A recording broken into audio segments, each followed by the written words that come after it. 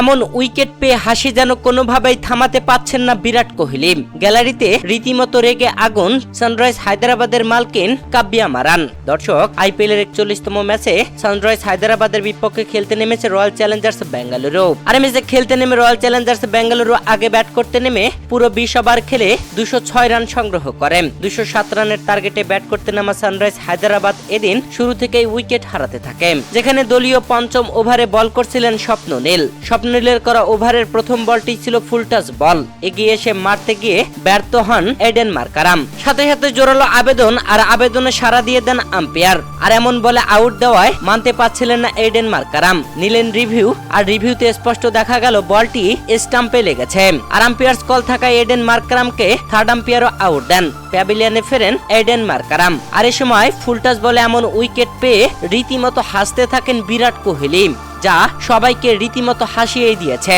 তবে এ সময় গ্যালারিতে ক্যামেরা ধরতে দেখা যায় সানরাইজ হায়দ্রাবাদের মালকিন কাব্যা মারানের মুখের দিকে যেন তাকানোই যাচ্ছে না। রেগে আগুন হয়ে আছেন দলের এমন অবস্থা দেখে।